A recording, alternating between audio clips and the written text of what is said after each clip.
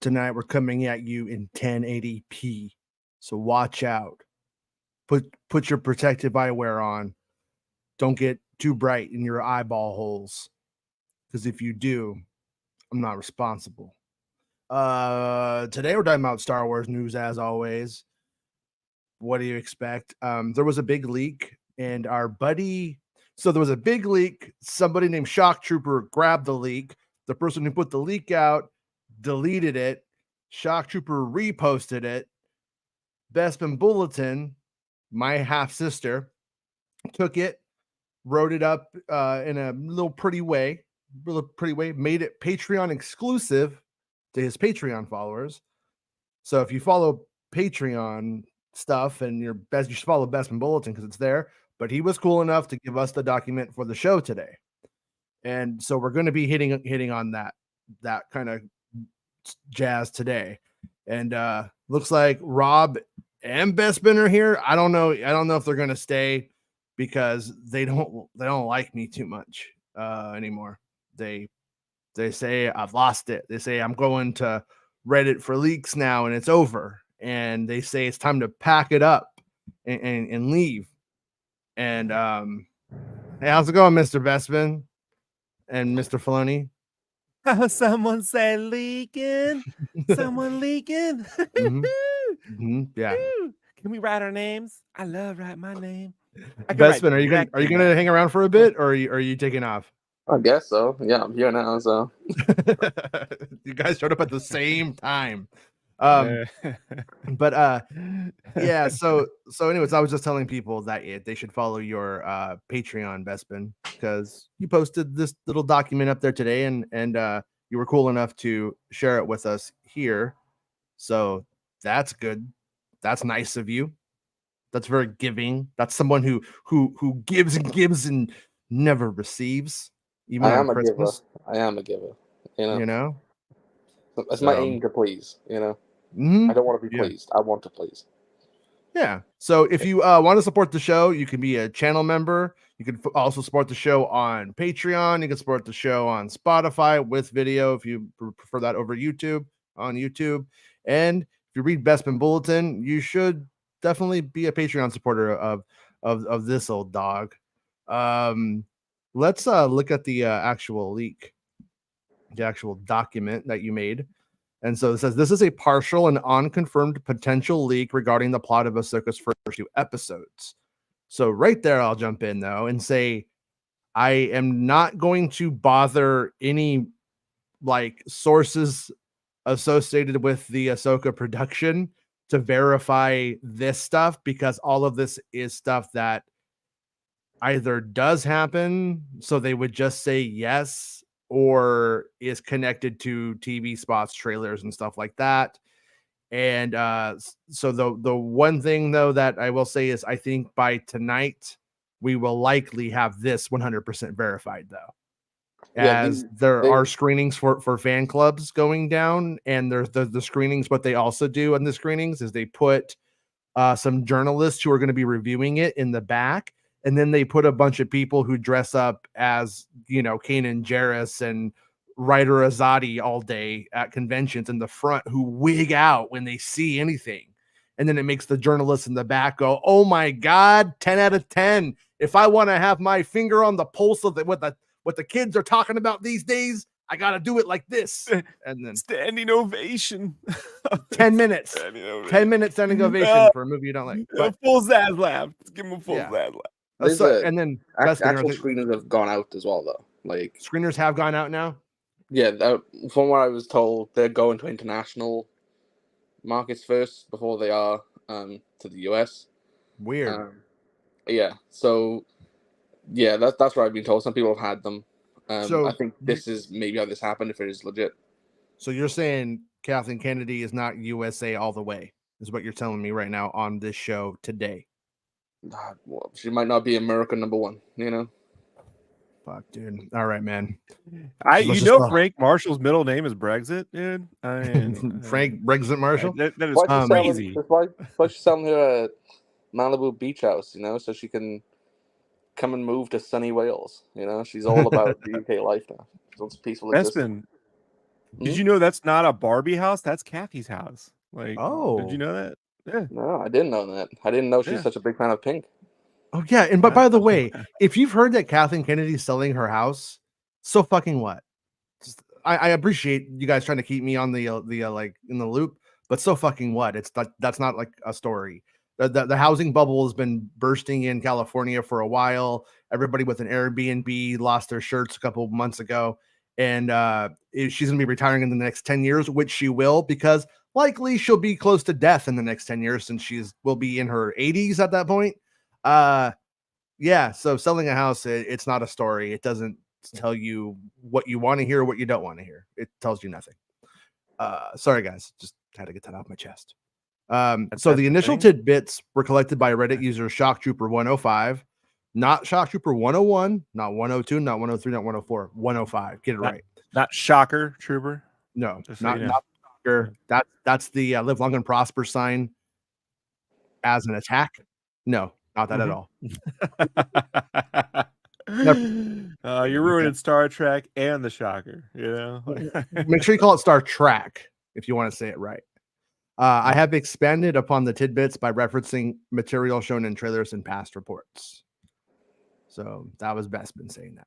This episode begins with Balin and Shin infiltrating a New Republic ship that's harboring Morgan Elsbeth, which is something we kind of all put together, I think, from the TV spots at this point. Just yesterday, you and I were playing Fortnite, Bespin. We were like, I think it starts there. And you're like, yeah, of course it starts there. Mm-hmm. So the duo are there to rescue Elsbeth and take her down to the New Republic members on board. And take down the New Republic members on board. Because screw those guys and their shiny white boots, their DeSantis clogs. These scenes were speculated to be the series opening, and that the scenes were for an Elsbeth breakout.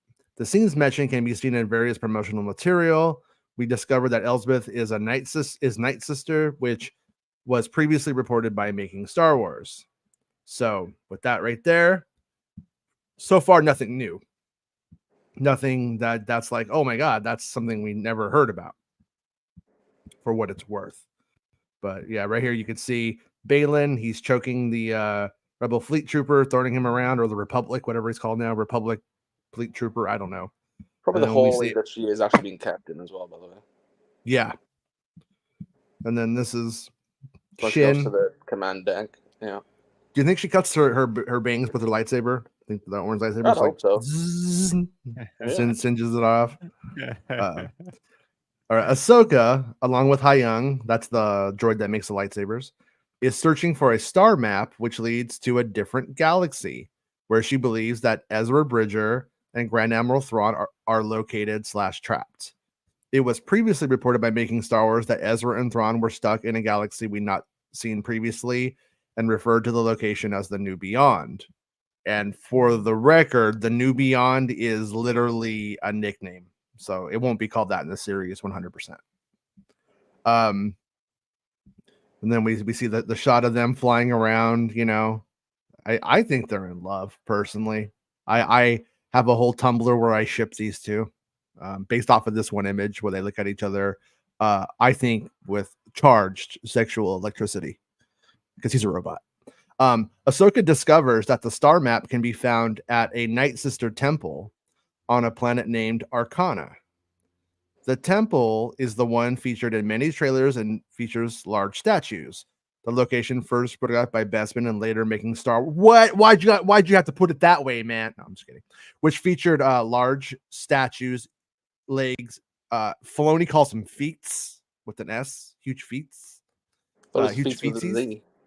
Here Ahsoka is confronted by HK-87 droids, which she battles.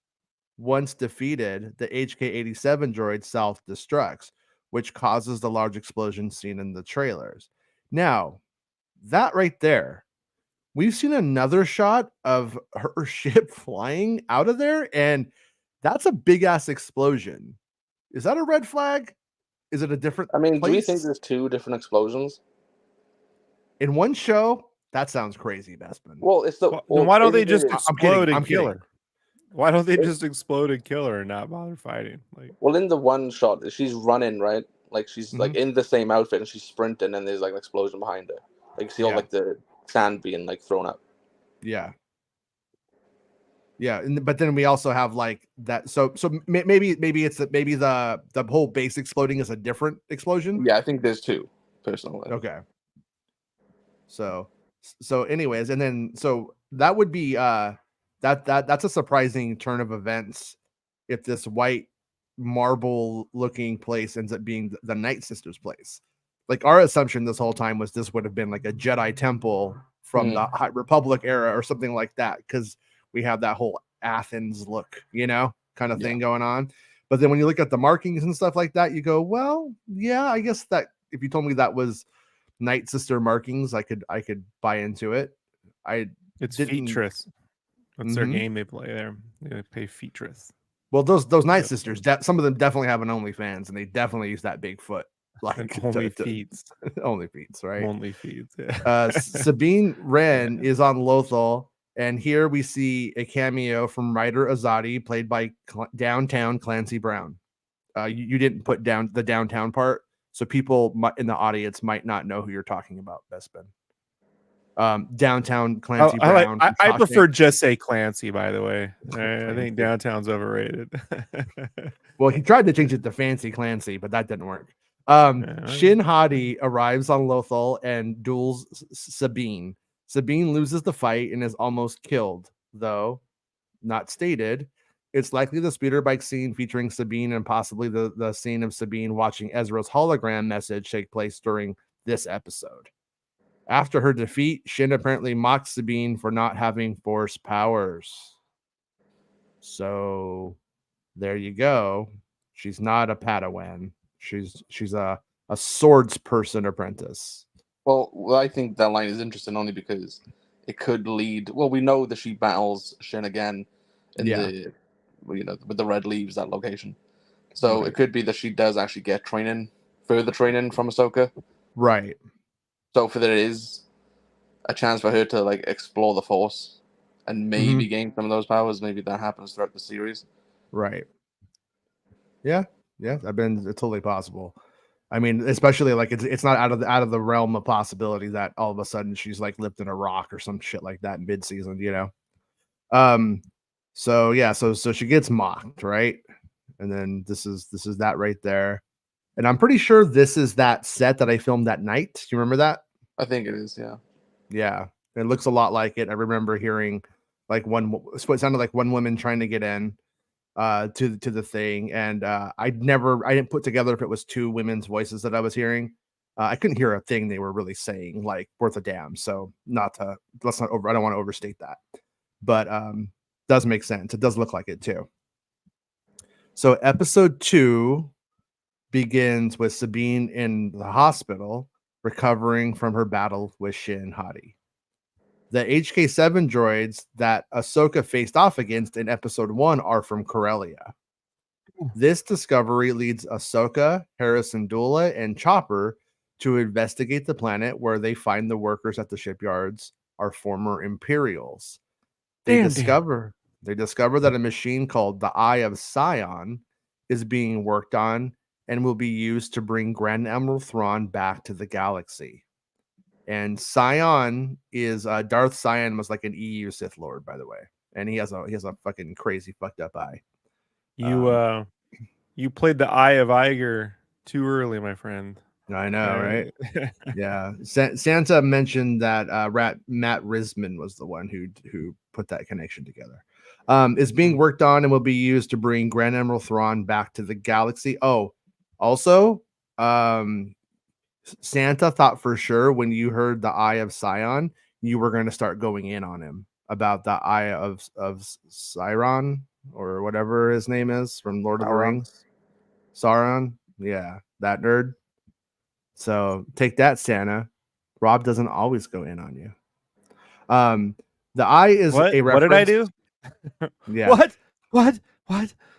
So the eye of Sion is the thing that's going to bring Thrawn back. That's the engine that Morgan Elsbeth was making, and that's the thing we thought, like, what's the missing piece here? Like, how are they going to get them? Why aren't they going to get them? Like, what's the issue here? And so apparently the holdup has been to build this ship part, and they're building it on Corellia. The eye is a reference to a ring shape of a ship seen in trailers. At the shipyard, they discover a hyperdrive for the machine is being worked on. So I thought that would have been, yeah. We don't know if the eye is specifically being worked on there. Sounds like it's just the hyperdrive, because that's what it seems more likely. Like they're just missing that piece, but overall they've been working on this Eye of Sion thing. You know. So you're thinking that the actual thing might be a bigger ship, and that's just a piece of the puzzle? Well, I think or the Eye of Sion could be the ship, or like part of the ship anyway. But as you read on, they chase after one specific part of it, which makes me think that the Eye of Sion isn't there. It's just this one part, which is the hyperdrive, possibly the final part of what they need. You know, right? Yeah, the eye is a reference to the ring shape of a ship seen in the trailers. At the shipyard, they discover a hyperdrive for this machine is being worked on. And then right here we got Hera's butt, and we got the windows that we were talking about last time. This is the window that Ahsoka will jump out of later, probably. We think, yeah. There's Ahsoka on the right, droid, Republic guy. So then right there's the ring with some debris in front of it. Turns out it wasn't a Lord of the Rings joke. It was a Eye of Sauron joke. It was a giant space ring joke. And isn't that the hyperdrive as well at the bottom of it? At the bottom of it, yeah. That's the thing that they're chasing after.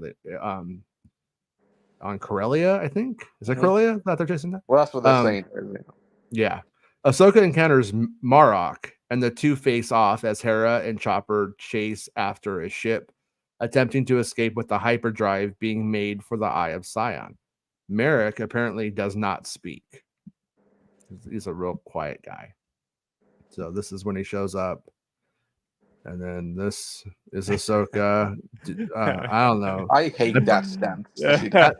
That's called poop stance. That's how you can poop and fight. Me and you do this like emote on Fortnite. You know? Whoop, whoop, whoop, whoop, whoop. We do that thing, with right? the little crab guy from Futurama. There's never been a more Michael Jackson moment than this. Oh shit! Right? When you put it that way, yeah, I can see it. Yeah. When's the rebel? Always the rebel. Okay, what's next? Okay, so right here we see the image of Hera in the Phantom 2 chasing after the engine, the Eye of Sion, as they're calling it, if this is all accurate. Well, so that's all that there is at the moment. Yeah.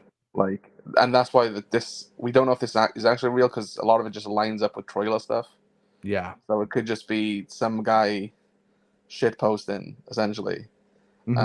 There's like people who's commented, but the comments are even like secondhand by saying, like, it was on a Discord. Somebody said that there's an opening crawl, and the crawl is in red text.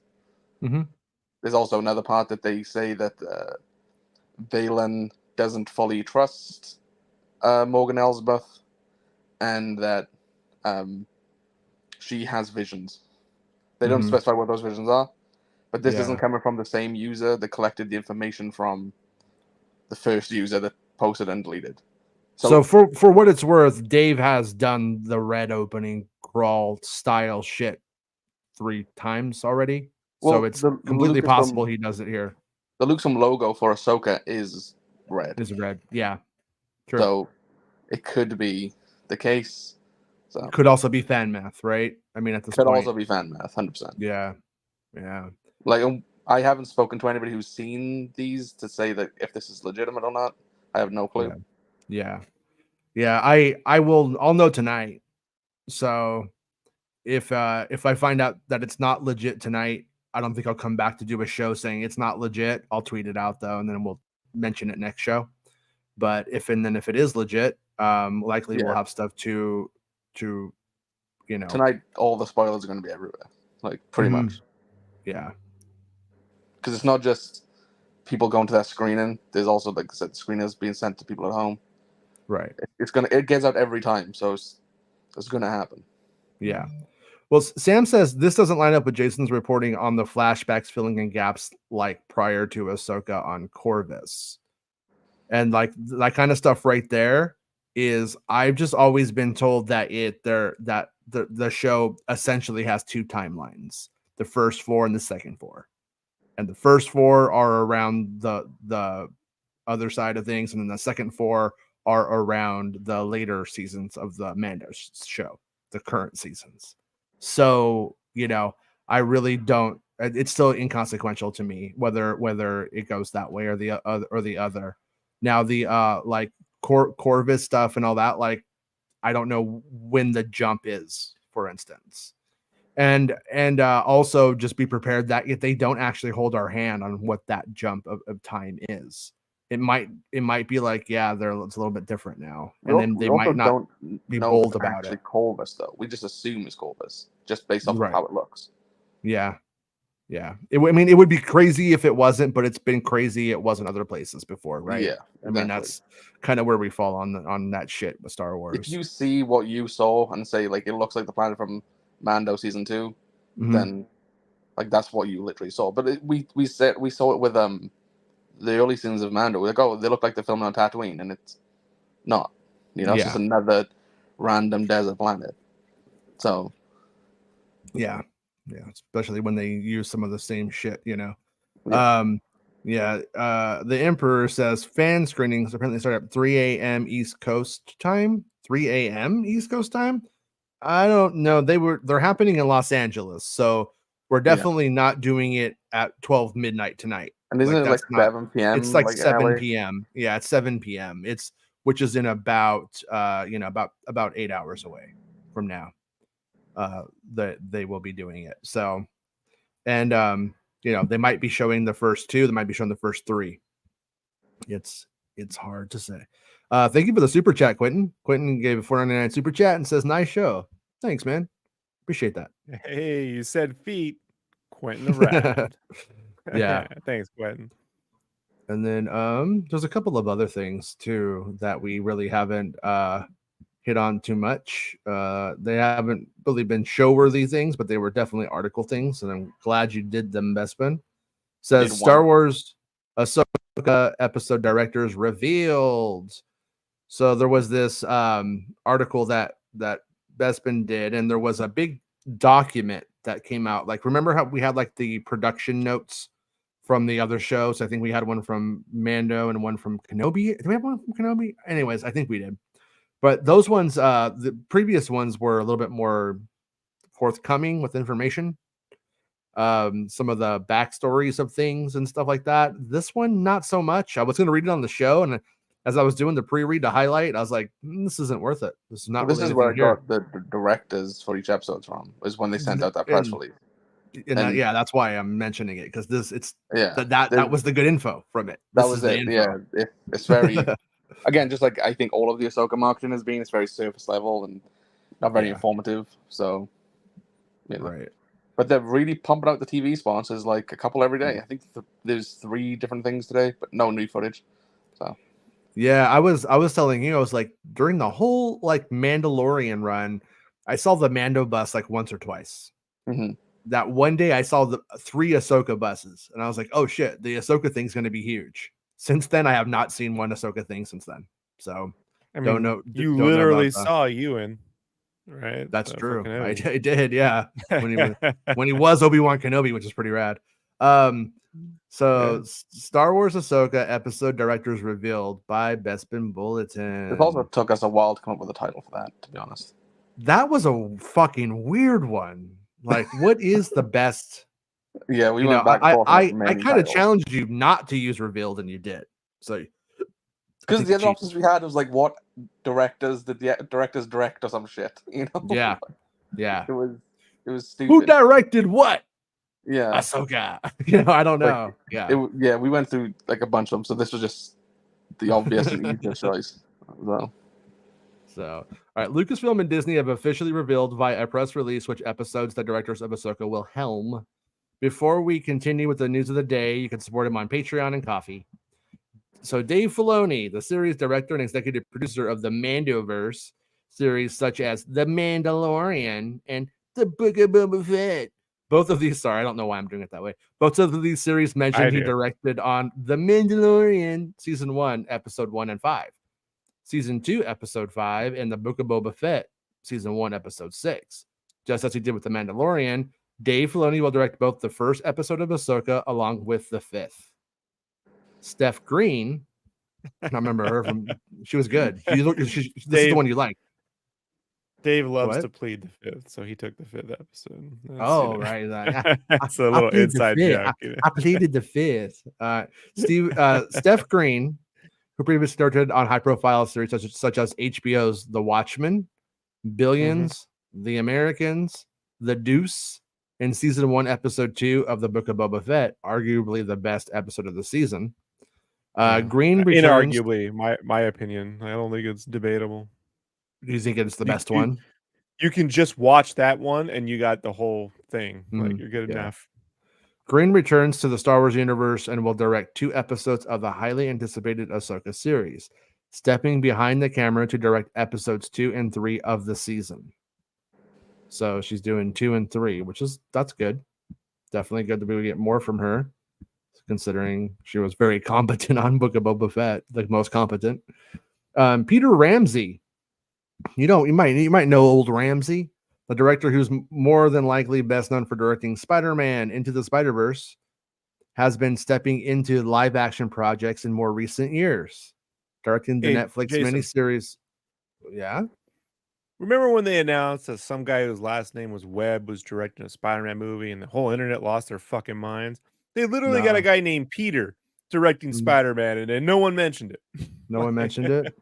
No one mentioned it. I'm not saying why, but the internet, I'm just saying. Peter Parker Ramsey, that's what we call him around here.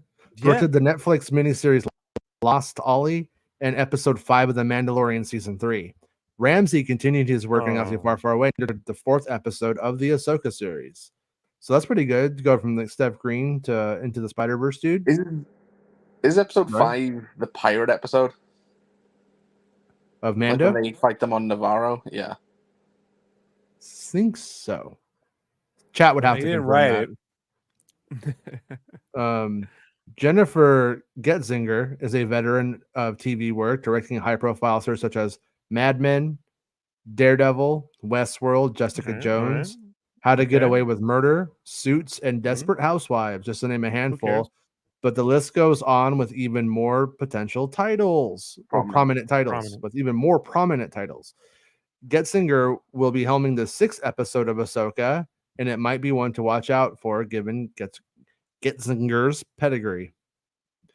Jita Vasant Patel.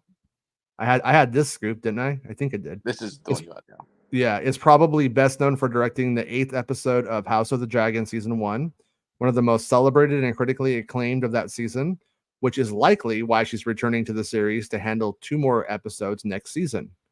Aside from Thrones, Patel also has directed episodes of Superstore, The Mindy Project, The Great, Dead to Me, and Santa Clarita Diet.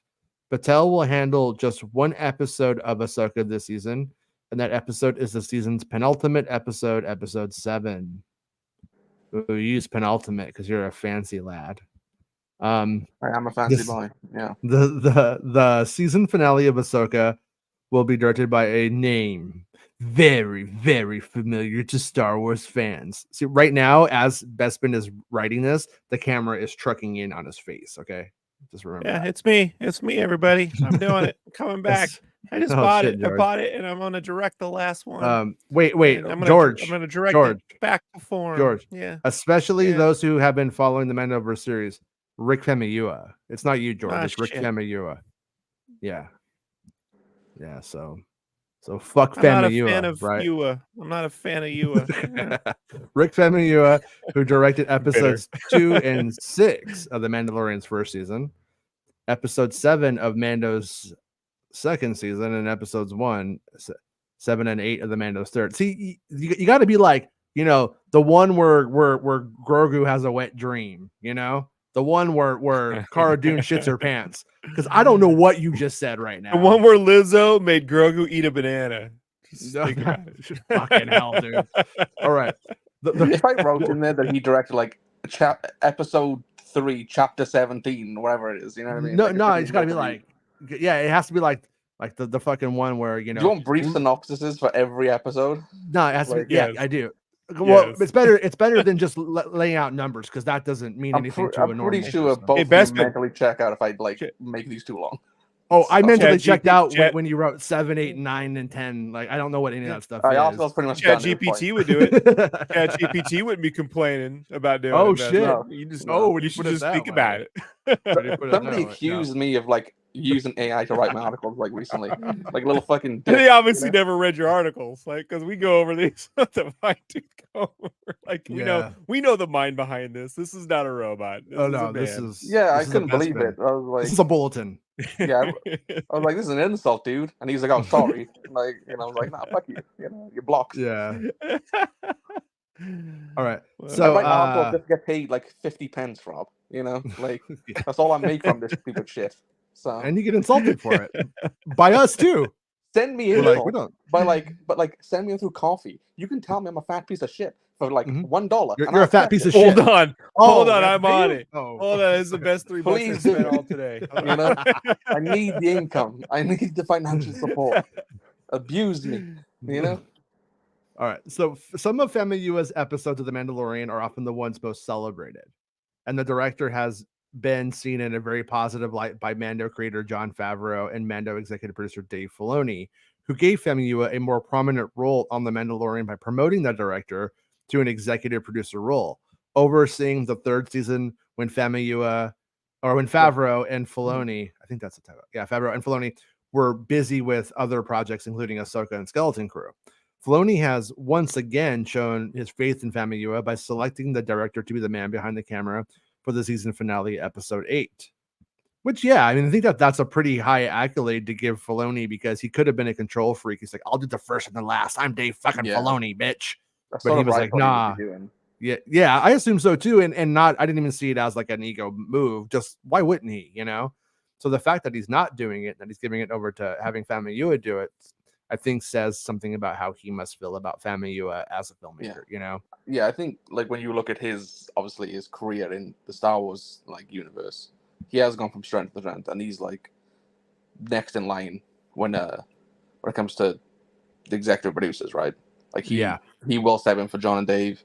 They have a lot of trust in him. I think it's a good move that he's one directing the finale, because looking at the others, even though like Getzinger has like a lot of like pedigree in TV work, I would still rather be Famuyiwa, who knows like how the technology works, and you know, he knows how to toe the company line, everything. You know, he's probably the guy you want for it. Yeah, it's like if you looked at I mean, not to crap on the show, but if you looked at Deborah Chow's work in Star Wars as well as out, and then you would think, oh, this pedigree is fucking amazing. Like this person should be directing the next Star Wars film. And then you watch Kenobi and you're like, doesn't seem to have the stamina for 6 episodes of this shit at this price point to be like that inventive on it, you know? Like, they didn't write it, but what we're definitely talking about here is visual consistency. And I was just listening to Roger Deakins and his wife do a podcast called Team Deakins, and they just had Greg Fraser on in a 2-parter. And so he was talking about the Batman the whole time. And he talked about Mandalorian and how they developed the volume starting on Rogue One, and then how he personally helped develop them. It should be a sphere, and it helped them how it works with light and all this stuff. I have a picture on my site of the one that was developed for Rogue One. They did it for the I remember when I first saw that, like, that's smart. Whatever that was to get all the spaceship stuff in. I thought that was genius. Yeah, but one of the things he was saying was that on the Batman was that they had to get it down to like a couple lenses, and even though it would have been way easier in certain shots to just use a different lens for a shot here or a shot there, it would have thrown off the whole look of the movie. And to keep that consistency across the whole film is actually very difficult. You cross first AD, second AD, third AD, all that stuff. So like I made me think about, and I didn't want to pick on Kenobi, but since she coincidentally brought it up, like that's the one that has the least visual consistency from episode to episode, like, and I'm like, that is something that really I think experience comes with it, or you just have the mindset for it. But that you just change one type of shot if you've been building a look and tone, and it can throw everything off. And the dude's pretty honest, because they asked him if he would change anything about the Batman. He said, well, no. And then he goes, I'm not going to say what shots, but there was perhaps some green screen work or blue screen work we would not choose to do again if given the chance. And I'm like, yep, the stadium, right? Because it's the one thing in the movie that doesn't look right. And he does admit he's not good enough to light giant blue screens, even though they use gray screen a lot actually when they would go out, so that they could get the values right. They were use a gray screen, so then when they go and do composite work, that the colors they bounce on people are like the values are right, and then so when they shift it around digital, you don't notice as much. Like it's a whole complicated thing that I have to talk. There's some very technical stuff in that episode that my buddy who's a cinematographer, he's working. When he comes back, I'm gonna ask him about before I get into it on the show too much. But I just think that shot consistency, right? The lens consistency, that is that is really what a director, and especially when they're working with their DP, is supposed to really be doing as well. Like really the director of photography should be doing the most, but it can get lost on you. There's a comment from BMA Joe, and I think it might be worth looking into. He says Natasha Leo Bordizzo's favorite episode from Ahsoka is episode 1. Rosario's is episode 5, and Shin's is episode 6.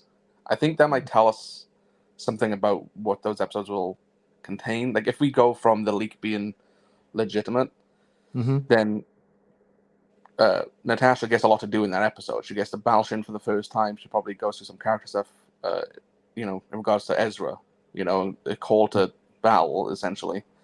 Obviously, episode 5 is directed by Dave, which probably explains why Rosario is into it. It also might tell us that... And that's when we think most likely Ezra pops up.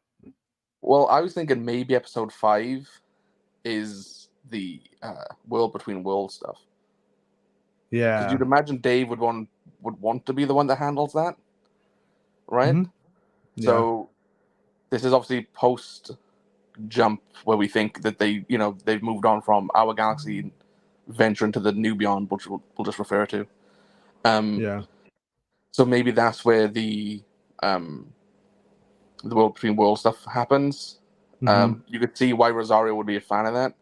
Like she's obviously talked a lot about Hayden and the bond between Anakin and Ahsoka.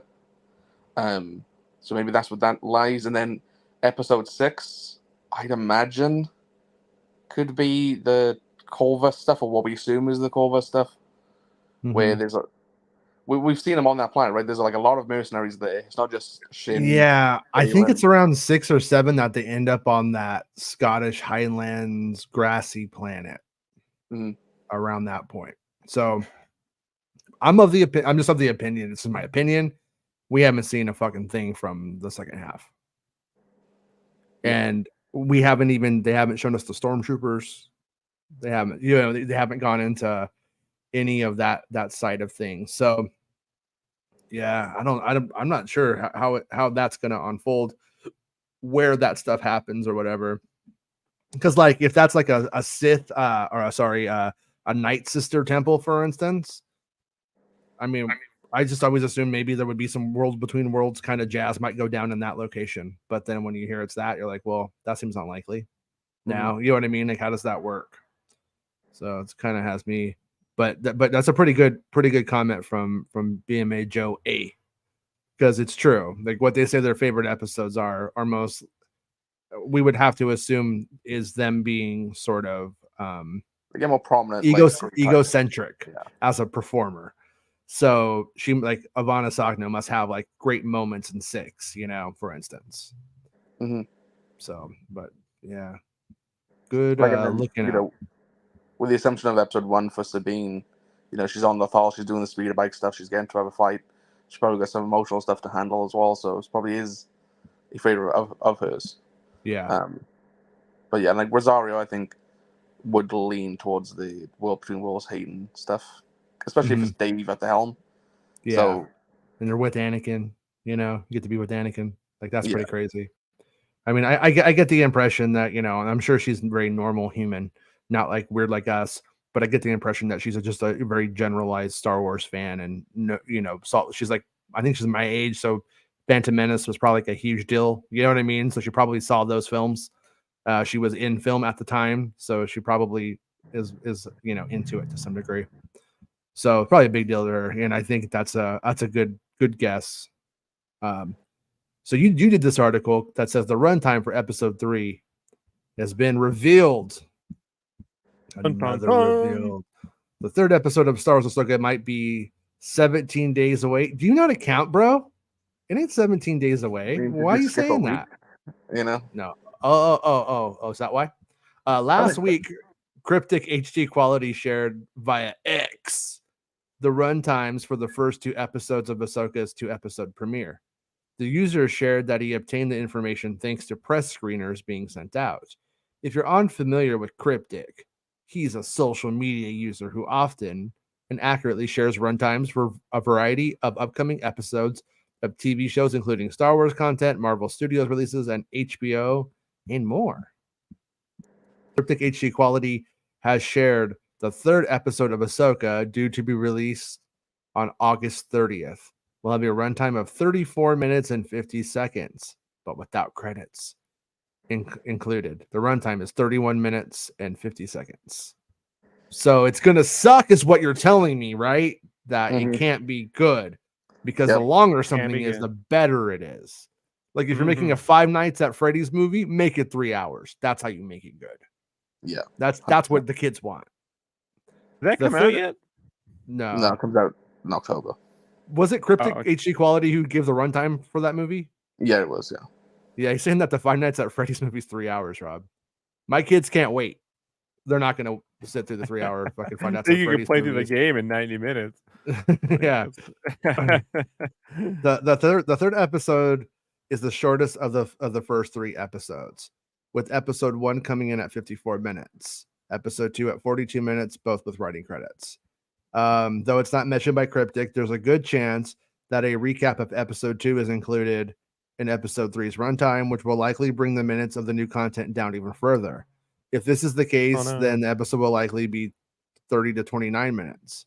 Also, and one thing that's worth mentioning is I believe that the show is cut up into two part 1 and part 2. First 4 is part 1, second 4 is part 2. And so most likely people will take that literally, Jason. You need to clarify it. Yeah, there's like a time jump. There's like before they go to the new place and after they go to the new place. It's not called Ahsoka Part 1. It's not called Ahsoka Part 2. No, it's not called that. But it's literally how the show is. Yeah, for dummies. All right, dummies. Yeah. All right, listen up, dummies. Cut to tomorrow's show where Jason's yelling at the dummies because he didn't clarify it enough. So look at season 1 of Ahsoka as 2 parts. So what you're going to have is, as you get up on part 1, as you ramp up to the very end, big oh damn moments, you're going to have a bunch of action, and most likely that 30 minutes right there is probably action stuff.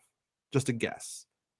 And then the last one would be how everything shakes out and them leave. I would assume that's when they leave to the new place, to the new galaxy that they need the Scion engine, if that's accurate, to get to. The galaxy far, far away. Yeah, the far galaxy even farther away than the other one that you know. So right.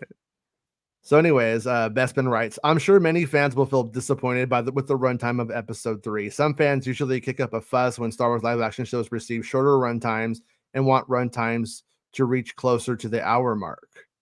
Perhaps they feel as if they're being shortchanged. Fucking losers. The runtime should come as no real shock, as series creator Dave Filoni previously revealed that Ahsoka would receive runtimes close to that of The Mandalorian season 3 through the 3rd episode of Ahsoka. If Cryptic's reporting is accurate, is accurate. It's shorter than any episode of The Mandalorian's third season. The Mandalorian season 3's shortest episode coming in at 35 minutes, 1 minute longer than Ahsoka episode 3. Oh my God. When I compared it, I realized that Dave Filoni shortchanged me by 3 fucking minutes. 3 fucking minutes, Dave Filoni. You son of a bitch. No. It's only 1 minute. No, it's as long as an Iger, but not as short as a JPEG. You know what I'm saying? Oh, shit. You put it that way. It's not the length, it's the girth, right, Filoni? That's what matters. How much you put in that space. All right, I say it often, but runtimes do not faze me in the slightest. That's my best spin bulletin impersonation. This is all written by AI, but you know. This is an none of my personalities in there. None of my personalities. Yeah. It's getting worse, folks. If the episode calls for an episode to be shorter or longer, then so be it. I believe that forcing an episode to be longer than it needs to be can seriously impact the pacing of the episode, which could impact the quality of the episode overall and the storytelling. Same goes for an episode being forced to adhere to a shorter runtime also. So yeah, I mean it's completely like a non-issue. I won't call like it out or anything because I don't want to fight anybody. I don't care. But I've seen and heard of like people in the film industry that do like, you know, podcasts and stuff like playing this game. And they're just literally playing the fans like a fiddle. They fucking know exactly why the runtime is irrelevant. As it's a serialized content that's cut up into 8 chunks, and some are going to be 30 minutes. Huh? Some of these creators, but they only started doing this content like the last few days. Once they saw the reaction to this shorter runtime, because this was, when did I do this? 13th of August. Yeah. So, yeah, like what's crazy to me though, dude, is how many people will just be like, nothing's as good as the original trilogy. I'm like, all right, well, the first movie is like fucking like 90 minutes. Yeah. Like in one of these episodes is about the third of, you know what I mean? The length of the, you know, so it's really what you do at the time, folks. I mean, I know everyone wants this stuff to like fill in every gap theoretically, but it just doesn't. Like they're not designed to be lore explanators, you know. They want magically a 2.5 hour Star Wars movie to fall out of Lucasfilm's ass every week somehow. It's just to happen. And they're gonna get 8 Star Wars movies this season. How long did it take them to make Jedi Survivor? Which adds a true show. 3 years? 3 years, no, right? It's longer than that. It's like it was 5? 5, I think. 5 years. So if you're willing to wait 5 more years for one series, it's as long as you'd like. You see what I mean? But I mean, but let's take something else less hot button. If we took Raiders of the Lost Ark and we cut that into a Disney Plus series, right? Well, the first episode would be about 20 minutes, and it would be 20 of the most perfect minutes in all of Hollywood of all time. It's also, you know what I mean? It's like, it just goes to show you. Yeah, I agree with that. But it's also a product of groupthink right now. Because if you remember back when Daredevil came out on Netflix, the whole internet was like, this is 10 episodes. It really should be like 13. It's too short. It's too short. And now you're watching Disney Plus and they're like, 6 episodes is too short. It should be 10. 10 would be the perfect episode. Like, I'm like, you said 10 was too short, not but 10 years ago. Well, like, yeah, look at what Seth is pointing out. Dave is an expert at short TV episodes. That's the other thing. The guy's probably done 150 episodes of 22-minute Star Wars television. So when you get down to it, and nobody's doing a 31-minute long episode, that's essentially the special edition long version of something like that for him. You know, it makes sense. You're my hater in this chat, NPC Battle Man, or whatever his name is. Oh, yeah, you buddy. Tell me, the game came out in 2019, the new one came out this year. Mm-hmm. Like, that is not 3 years. Like, it ain't. And when they would they might claim they didn't start working on it until what, 2020 or something. But they were like, they've said like publicly they were already planning and working on ideas for Survivor before the release of Fallen Order. So I don't know. Yeah, just wanted to clarify it because. Okay, so you got to wait 3 years for 20 hours of content, you know, and then you're going to be annoyed because you're not doing anything. Like in a game, you're engaged, you're doing this stuff. You're not sitting there captive watching it, you know, like it's a little different. What's overlooked is that it's a T-ball setup, Rob. Content creator comes out, says, I don't get what's up with these run times. Well, what the fuck is going on? And then the show comes out, and if it's a big hit, then they don't ever touch it again. But if they can identify any turd in the water, you know what I mean? Any turd in the punch bowl, then they go like, oh my God, they could have put, you know, a flashback to Captain Rex, but instead the episode was 29 minutes. And then it just like allows them to like grift off of like, it's like a made to order criticism. You know what I'm saying? And like it's just I get punch that. in the Also, hole. just for the record, it's lazy. I didn't really think about it until now, but like I'm probably the biggest fan of Andor on this show. I couldn't tell you the length of one episode. Mm-hmm. And we covered them all. And we covered the length of the episodes. Like I just know when I like, if it's great, I don't think about this. If it's bad, I certainly go, it's because it was too long. Hey, Batman and Robin, I see people cut Batman and Robin down to 30-minute fan edits, and it's still dog shit. Like none of it can be saved. None of it can be saved. It's not the problem, you know? Yeah. Yeah, but like this is just a thing that has been going on for like a couple of years. Like Mm-hmm. they equate like quality to runtime for some reason. Like when I posted about this the other day, like all the responses were all negative, and I'm like, I don't know, maybe I'm gonna like maybe this is a bit too harsh, but I've never heard a person of who I consider to be of intelligence complain about a runtime before they've seen the product, whether it's a movie, whether it's a TV episode. Like you've never hung out with Fox executives. I have not. But my favorite thing with the runtime was on Titanic because like theater owners would refuse to show a 3-hour-long movie, so they called it 1 hour and 74 minutes. That was Cameron. Because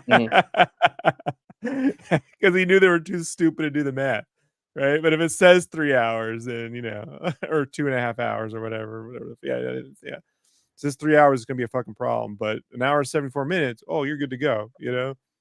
Yeah. Like, whatever. It's so stupid, dude. Like, yeah, like Oppenheimer was like close to 3 hours long. And like that's the one you're quoting me on. I opened this show as someone said leak. Come on, man. That's the least. Oppenheimer's like 3 hours long, but it sort of flies by because of like the pacing of it, the score, and you know, how it's edited, everything. But then something like Turtles, which is only like 1 hour and a half long, I was like checking like my watch for like the last 30 minutes of it because it was starting to drag. Like it's about pacing. Like I don't care how long or short something is, you know. Yeah. When ideas all of a sudden become less bold and clear, like in Turtles, then all of a sudden it does start to, you know, the brakes do slow down as your brain tries to process things that aren't necessarily making sense.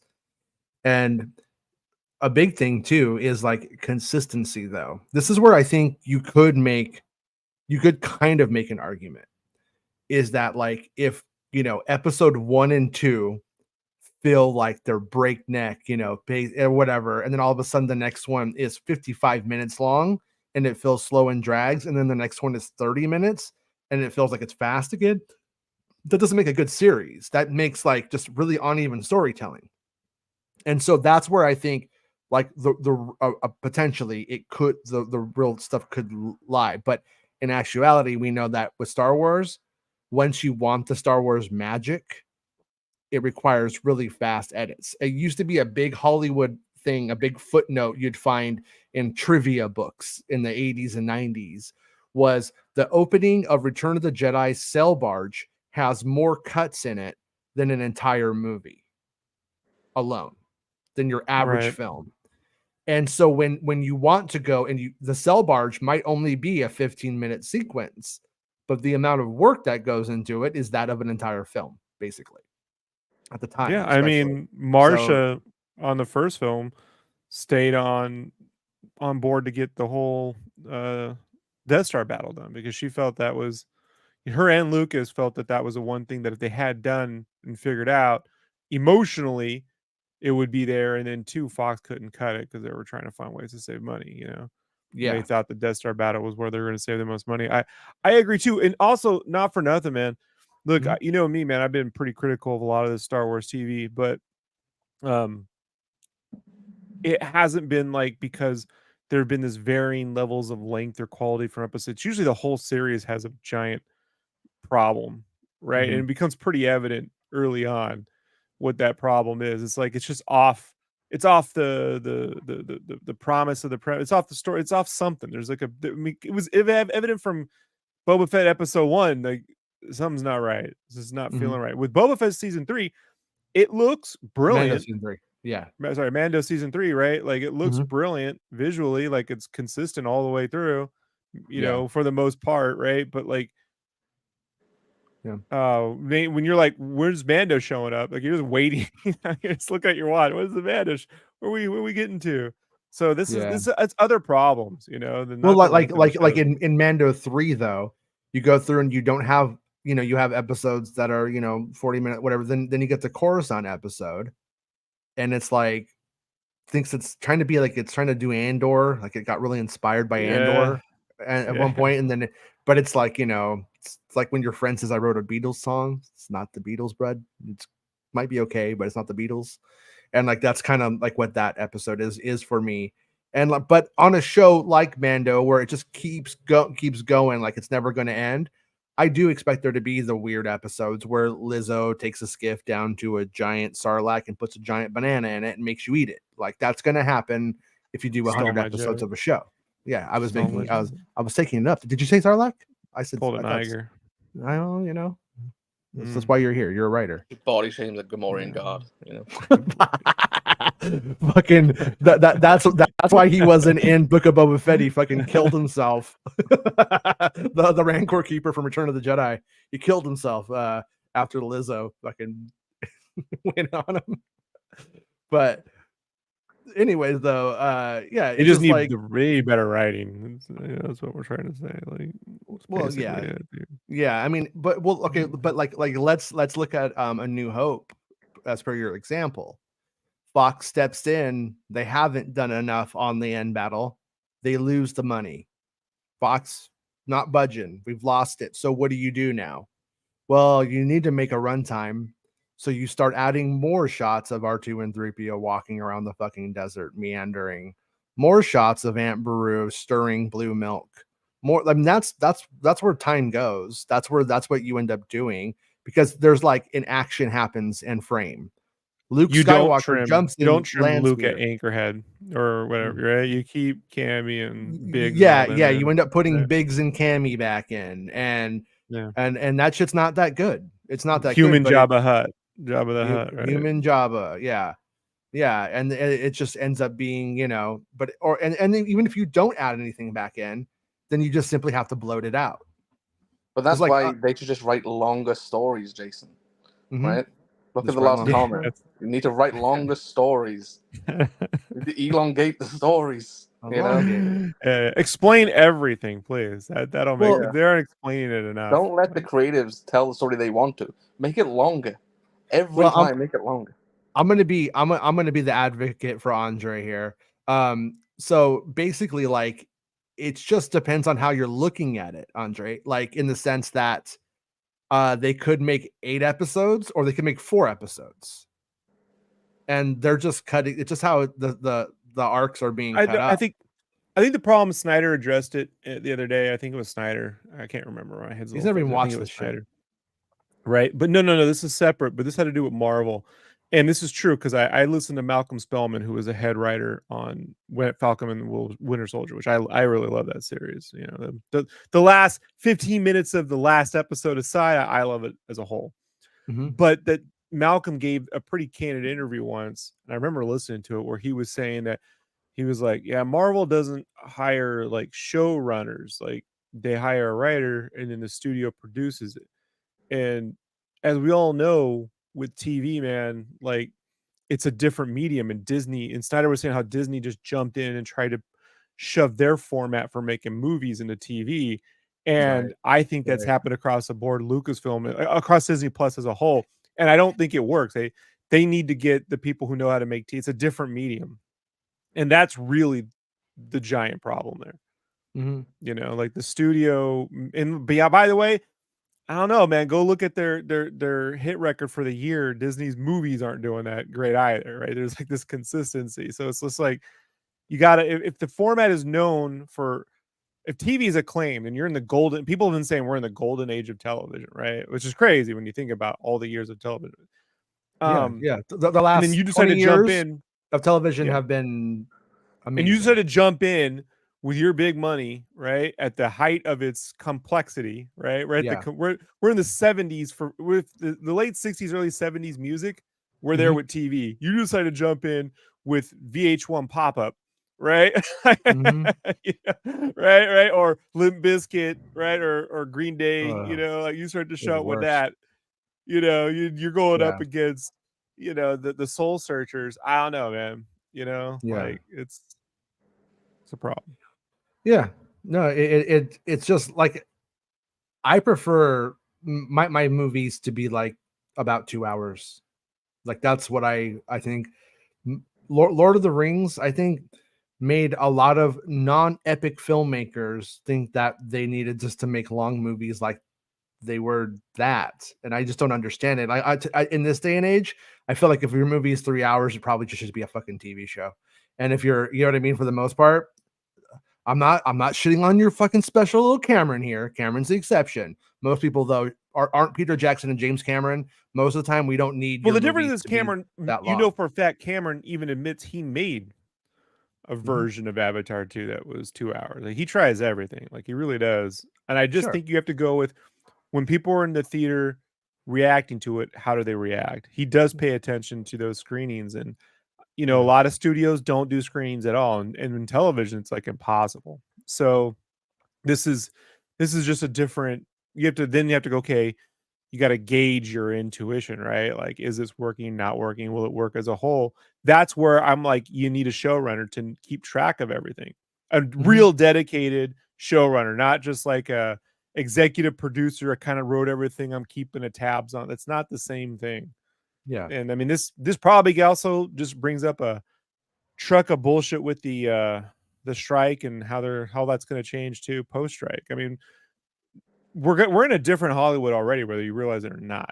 And whatever happens post strike, whatever created the golden age of television is at risk just post strike of never happening again. Like at the vast quantity of good material, you know. Well, I think a big thing that like Disney, for instance, has been like wrestling with between the golden age of television and then having a really good run of films making a lot of money is what's a movie and what's a show when the line gets blurred. Like, how do you you know? And my complaint is Andor a film? Is Andor a series and stuff like that? You know, it's really a difficult kind of thing to figure out.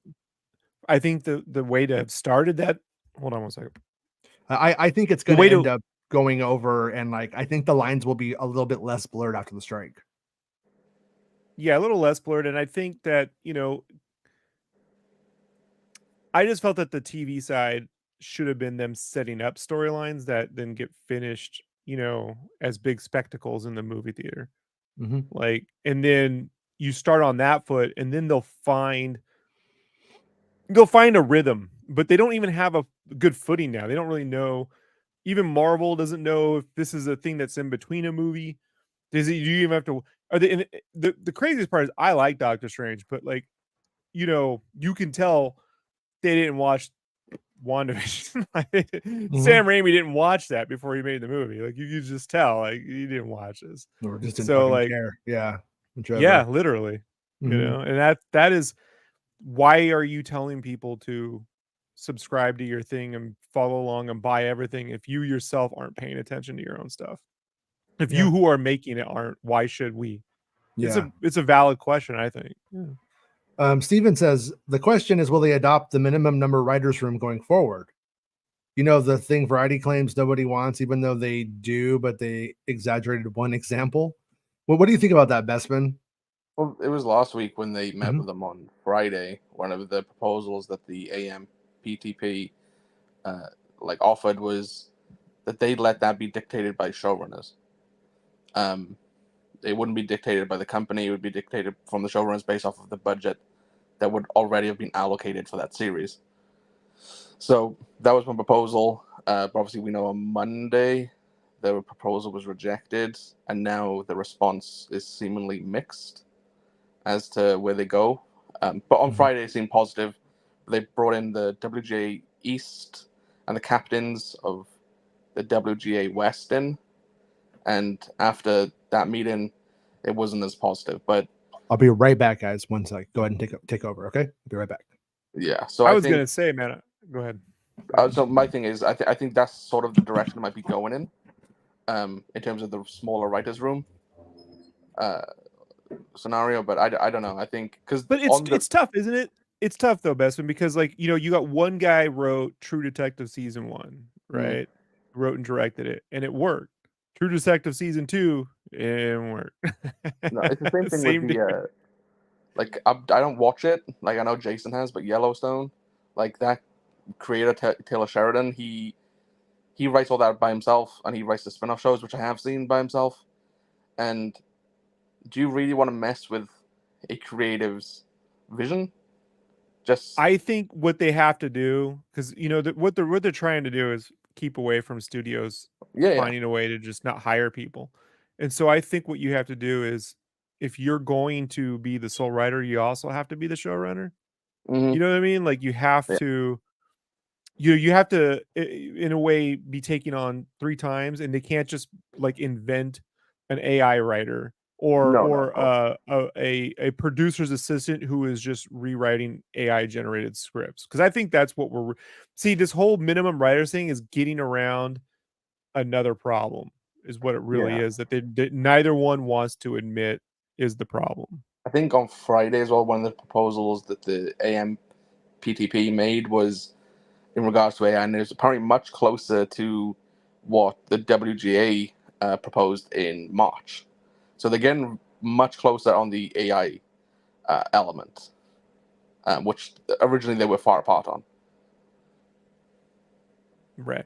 Well, I think, look, for me, man, I just think the AI thing, in terms of writing, is the least problematic of the problems, because it hasn't improved that much.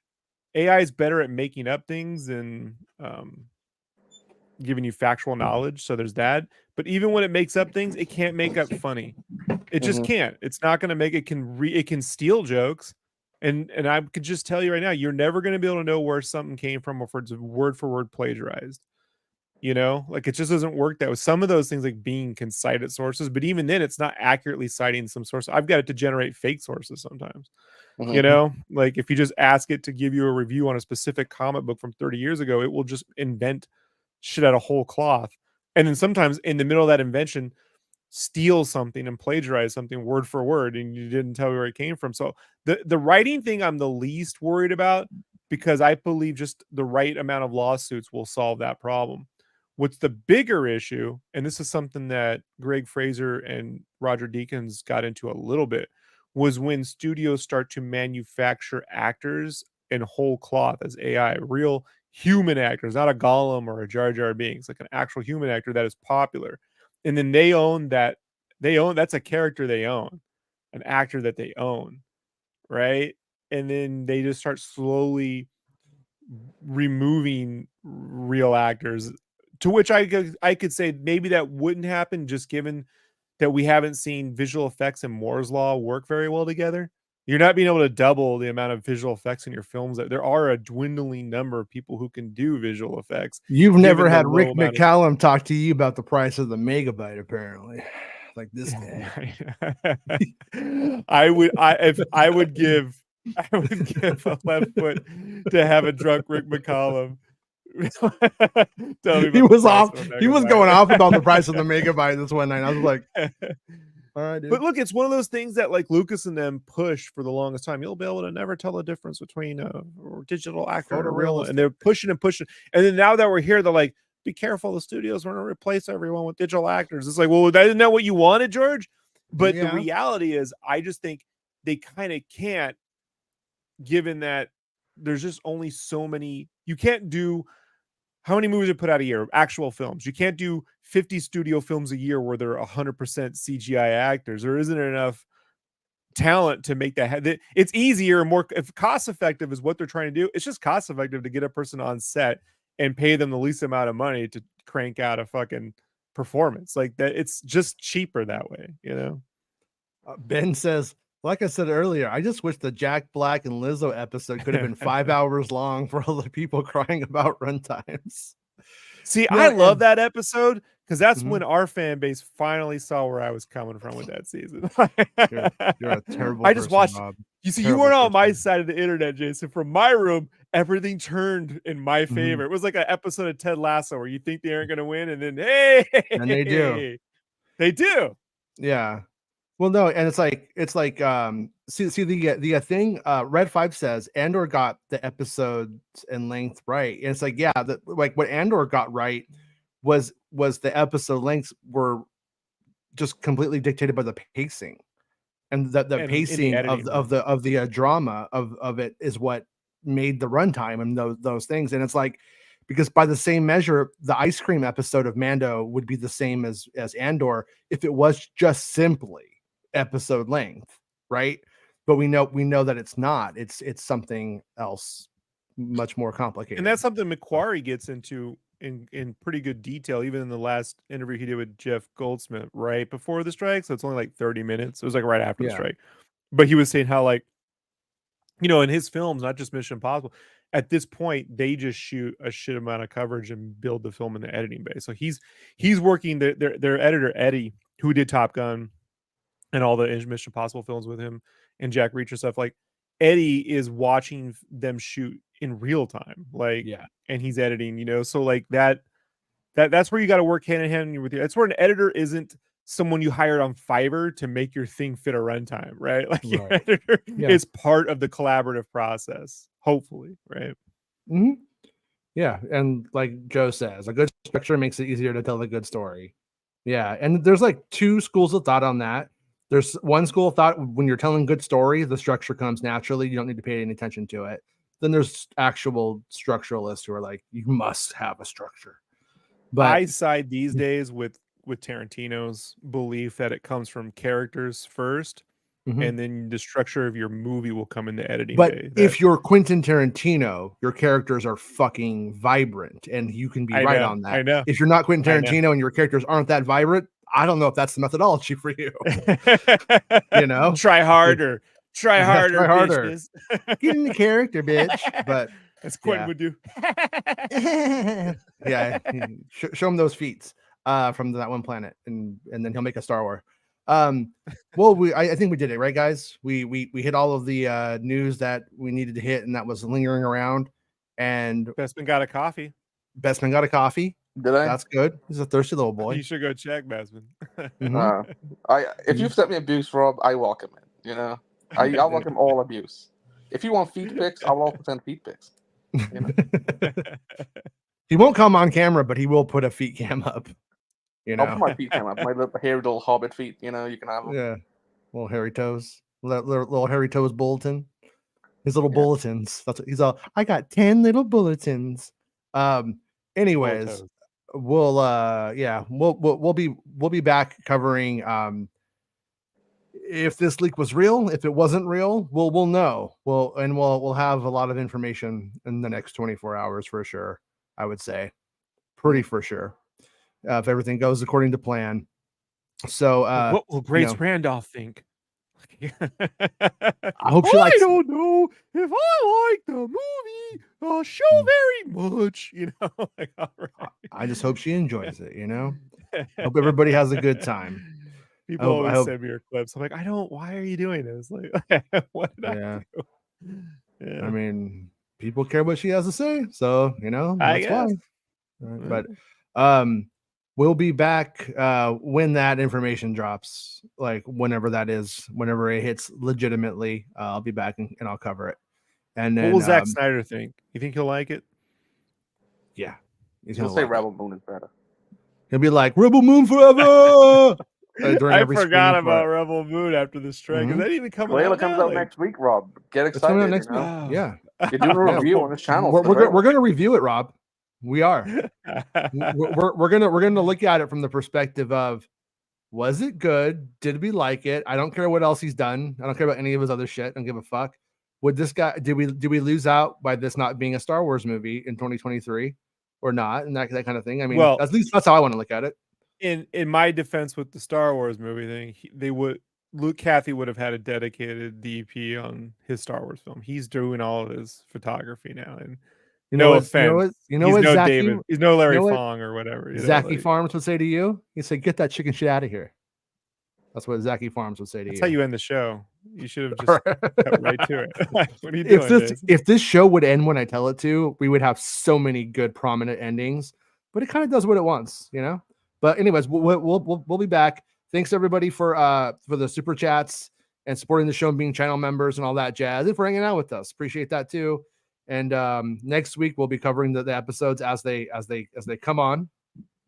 I asked Meg, you've led people to believe that you've seen the episodes, and everybody's telling me Meg's seen the episodes, and so I'm coming to shake you down for all the information. But anyways, we'll be back, and thanks again, Bespin, for coming and hanging out with us. We appreciate it, man, and for writing the document up, and support Bespin on Patreon or give him a coffee. But Patreon, if you read his site, that's I think a nice way to support him. So, and I keep more money if it's through coffee, but like, okay, if you want ad-free articles, it's the Patreon. There you go. All right, everybody. We'll see my Patreon now.